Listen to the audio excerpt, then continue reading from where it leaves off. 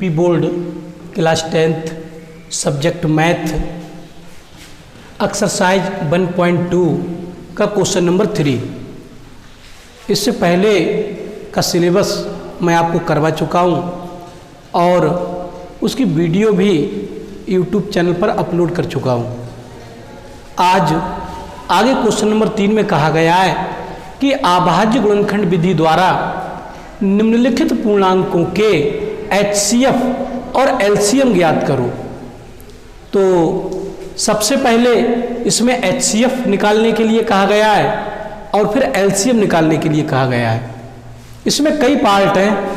तो first part है, इसमें क्वेश्चन नंबर 3 का फर्स्ट पार्ट है और संख्याएं दे रखी हैं 12, 15 और 21।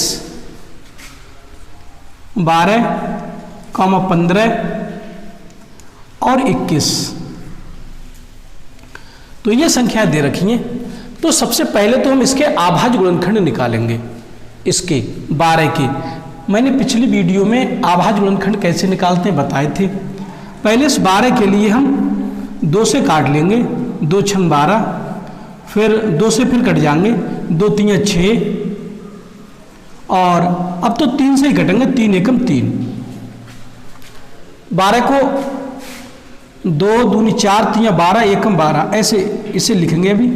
और अब यहाँ से 15 की बात करेंगे तो 15 को भी काट ले रहे हैं। 2 से तो कटेंगे नहीं है, 3 से कटेंगे, 3 पंजे 15, और अब तो ये 5 से ही कटेंगे, 5 एकम 5।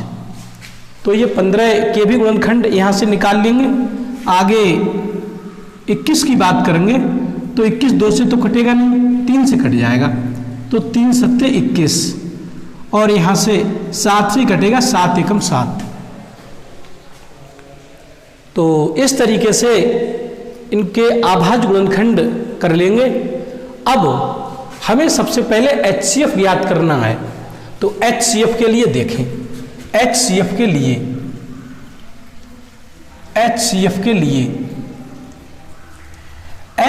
लिए क्या करेंगे, ये जो 12 है ना, 12 के गुणनखंड अगले लिख लेंगे। 12 के गुणनखंड आएंगे आपके 2 × 2 और × 3। ये बन है, बन भी लिख लिया करो। यहाँ 12 को ऐसे लिख सकते हैं, अब हम ऐसे लिख सकते हैं, 3 दूनी 6, दूनी 12, एकम 12। तो 12 को ऐसे लिख लेंगे। ऐसे 15 के लिए, 15 के लिए कैसे लिखेंगे, 15 में आप देख रहे हैं इसके फैक्टर 3 और 5 है और एक बन है। तो बन में बन के नीचे लिखे दे रहे हैं, और यहाँ एक 3 की बात करेंगे तो इसमें 3 कहाँ है, 3 यहाँ है, तो इसके बीच में 3 यहाँ लिखेंगे। यहाँ नहीं लिखेंगे, जहाँ कोई संख्या हमें दिखाई देगी उसी के नीचे उस संख्या को लिखने का प्रयास करेंगे। और उसके बाद में 5, अब इसमें 5 कहीं है ही नहीं, तो 5 को इसमें अलग लिख देंगे, इस साइड में 5 लिख दे रहा हूँ मैं। तो ये गुणनखंड, लेकिन इसके पहले गुणा मत लगाना यहाँ। क्यों इन संख्याओं के बीच नहीं तो 2 गुणा के चिन्ह हो जाएंगे। गुणा का चिन्ह संख्याओं के बीच एक ही रखेंगे, तो एक ही है, इन दोनों के बीच एक ही चिन्ह है गुणा का, तो इसका भी ध्यान रखेंगे। अगले 21 की बात करेंगे तो 21 के गुणनखंड लिखेंगे। यहाँ से एक तो 3 है, तो 3 के नीचे ही 3 लिखेंगे। यहाँ पर 3 है तो 3 लिखे दे रहे हैं।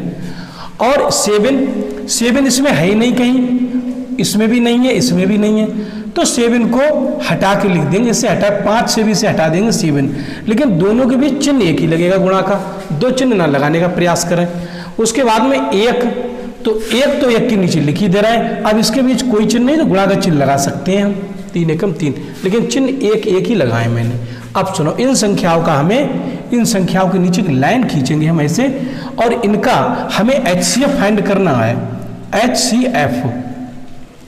तो जब इसका HCF निकालेंगे तो HCF में इन तीनों के केवल कॉमन फैक्टर, जो तीनों में कॉमन है, जो फैक्टर तीनों में है, तो एक ये तीनों में है, तो एक हम लिख सकते हैं, इनटू ये 2 इसमें है, इसमें नहीं है कहीं, तो 2 नहीं लिखेंगे।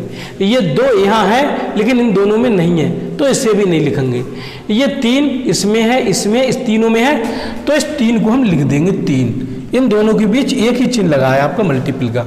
ये 5 है, तो 5 देख रहे हैं, यहाँ नहीं है, यहाँ भी नहीं है, तो 5 को नहीं लिखेंगे, 7 यहाँ है, यहाँ नहीं है, यहाँ भी नहीं है। तो मैंने कहा था केवल कॉमन फैक्टर जो तीनों में हमारे लिए कॉमन मिल जाए, केवल वही संख्या को नीचे लिखेंगे। तो ये आपका HCF आ गया निकल के, HCF आ जाएगा 3 एकम 3। तो ये आपका इन तीनों संख्याओं का मासापा निकल गया। यहाँ पर आंसर लिख देंगे मासापा के लिए। तो ये मासापा का आंसर निकला है आपका। तो मैं समझता हूँ ये चीज़ आपकी समझ में आ गई होगी। अब हमें इनका LCM भी लिखना है। तो LCM कैसे लिखेंगे? LCM की बात कर रहा हूँ मैं, LCM। तो जब LCM लिखेंगे तो LCM में हमें क्या करना है? कॉमन फैक्टर तो लिखना ही लिखना है। कॉमन फैक्टर कौन कौन से थे? एक 1 था और एक 3 था, ये तो कॉमन फैक्टर थे, ये तो लिखने ही लिखने कॉमन फैक्टर। और जो अनकॉमन में बचे हैं, जो कॉमन नहीं हैं लासापा में, उन्हें भी लिखना है। जैसे ये 2 इसमें नहीं था, इसमें भी नहीं था, तब भी इसे लिखना है इंटू 2। ये वाला 2 इसमें है, इसमें भी नहीं है, इसमें भी नहीं है, तब भी इसे लिखना है इंटू 2। ये 3 तो मैं लिख ही चुका हूँ, ये लिख चुका हूँ 3, तो मल्टीपल लगा दे रहे हैं, मल्टीपल का चिन्ह। और उसके बाद में ये 5 है, तो 5 इसमें नहीं था, तो लेकिन लासापा में इसके लिए भी लिखना है, 5 के लिए भी लिखना है इंटू। अगले 7 इसमें था, इसमें नहीं है, तो लासापा में इसे भी लिखना है 7 के लिए। तो ये LCM आ जाएगा आपका। LCM आ जाएगा 2 दूनी 4 एकम 4, 4 3 12, 12 पंजे 60 और 60 की 7 में गुणा करेंगे तो 7 6 42, 420। तो इनका लासापा आ जाएगा 420। ये आपका एक आंसर ये हुआ। तो इनके लासापा भी निकल गए और इसका मासापा भी निकल गया। लासापा ये आया, मासापा ये आया। एक बार दोबारा फिर समझा दूं मैं। HCF के लिए जब इसके गुणनखंड लिखेंगे आगे, तो ध्यान रखें गुणनखंडों में HCF निकालने के लिए या LCM निकालने के लिए एक गुणनखंड अवश्य लिखना है। वैसे तो अगर हम एक नहीं भी लिखते अगर, तब भी हमारा काम हो जाता, लेकिन एक क्यों मैंने बताया है इनके गुणनखंड के आगे लिखने के लिए, इसका जिक्र मैं अगले क्वेश्चन में करूंगा। तो एक ये अब HCF की बात आई, हाईएस्ट कॉमन फैक्टर आया, तो ओनली कॉमन, केवल कॉमन, तो ये कॉमन था, ये कॉमन था, बस HCF आ गया। LCM की बात करेंगे तो कॉमन तो लिखे ही जाने हैं, ये कॉमन आ गए, और जो अनकॉमन में बचे हैं वो भी सब लिखना है, तो उन्हें भी सबको लिख दिया गया है। तो ये इसका निकल के आया LCM। तो HCF और LCM दोनों इस क्वेश्चन में फाइंड कर लिए। ये क्वेश्चन समाप्त हुआ इसका एक पार्ट। अब मैं एक पार्ट इसका और लिख रहा हूं, अगला वाला पार्ट, इसे मिटा दे रहा हूं।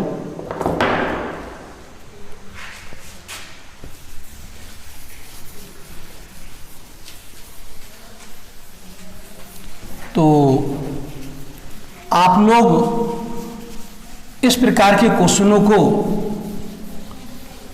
निकालने का प्रयास करें, और जब 1-2 क्वेश्चन आप निकाल लेंगे तो क्वेश्चनों में आपकी रुचि भी बढ़ जाएगी और फिर आप क्वेश्चन आराम से निकालते रहेंगे।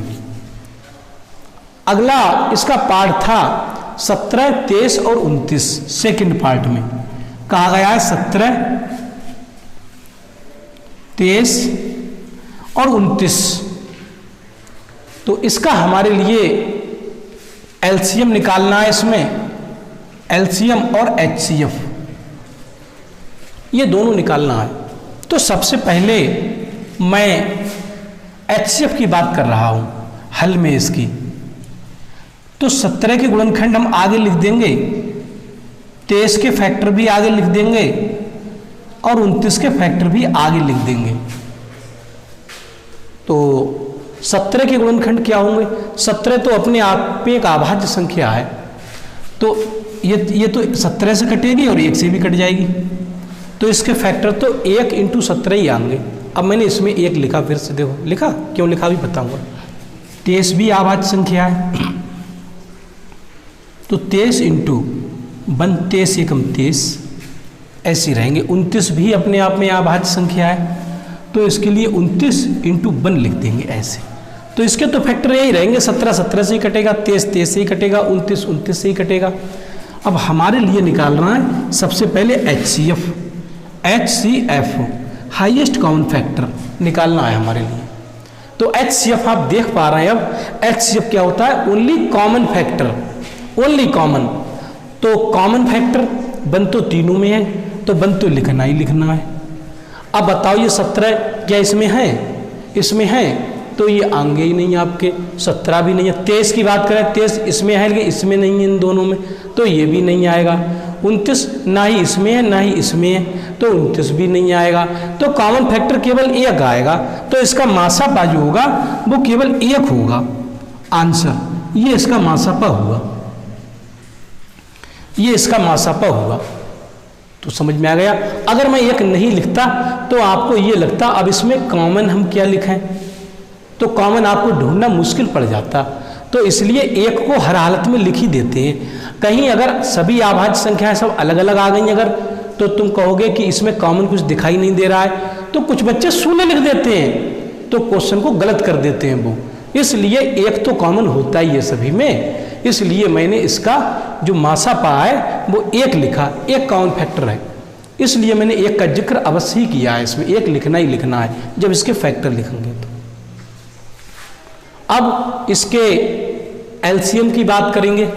एलसीएम, तो एलसीएम में मैंने बताया था अभी, एलसीएम निकालने के लिए कॉमन फैक्टर को तो लिखना ही लिखना है।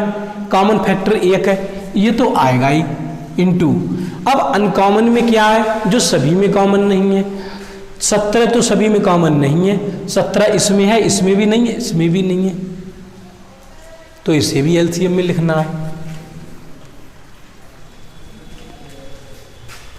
23 इसमें है, इसमें है, इसमें नहीं है, इसमें नहीं है, तो एलसीएम में 23 भी लिखना है। एलसीएम की बात की जा रही है तो, और आपके लिए 29 भी लिखना है, क्योंकि ये भी सब में कॉमन नहीं है। एलसीएम की बात कर रहे हैं तो इसे भी लिखना है। एचसीएफ की बात करते तो इसे नहीं लिखते, केवल कॉमन फैक्टर लिखते। तो मैं समझता हूं अब आप इस चीज को सही तरीके से समझ गए होंगे। तो एलसीएम कितना आया निकल के, एलसीएम तो इन दोनों, इन सभी की गुणा होनी है। अब 1 से 1 की गुणा जब इसमें होगी तो कोई प्रभाव नहीं पड़ेगा, इन सब की गुणा होनी है। तो गुणा कर दे रहा हूं, यहां कर दे रहा हूं गुणा, 29 की और 23 की गुणा करा दे रहा हूं मैं। तो 3 नियम 27, 3 दूनी 6 और 2 8, 2 नियम 18, 2 दूनी 4 और 1 5, इसे जोड़ लेंगे 7 और ये 8 8 16 हो जाएंगे, 5 और 1 6। तो इन दोनों की जो गुणा आई निकल के, इन दोनों की गुणा अभी 1 इंटू 17 रह गए हैं ये, और इनकी जब गुणा की हमने तो ये 667 आई। 1 का तो कोई मतलब ही नहीं रह जाता है गुणा में, गुणा 17 एकम 17 ही रहेंगे, तो इसकी गुणा 17 से और होगी। तो मैं यहाँ कर दे रहा हूँ 667 की और 17 की गुणा कर दे रहा हूँ, यहाँ पर ऐसे करके लिख दे रहा हूँ इसे। तो ये लाइन खींच दे रहा है इधर। 7 7 49 के 9 हासिल के 4 लगेंगे आपके, 7 6 42, 42 और 4 46 हासिल 4, 7 6 42 और 42 और 4 46, 1 7 7, 1 6 6 और 1 6 6। तो आपके ये 9 और ये 7 और 6 13 के 3, 1 हासिल का लगेगा, 6 6 12 और 1 13 हासिल का 1 लगेगा, 6 4 10 और 1 11। तो इनकी गुणा आई निकल के 11,339।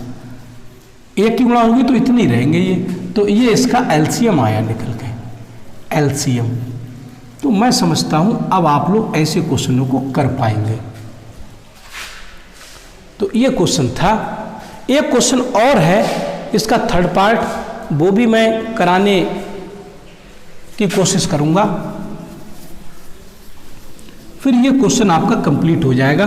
इसे नोट कर लेना कॉपी पर, नोट्स बना लेना, और जब चाहे फिर अपने नोट्सों को आप देख सकते हैं और एक अच्छे स्टूडेंट के रूप में आप जाने जाएंगे जब आपका गणित विषय अच्छा होगा।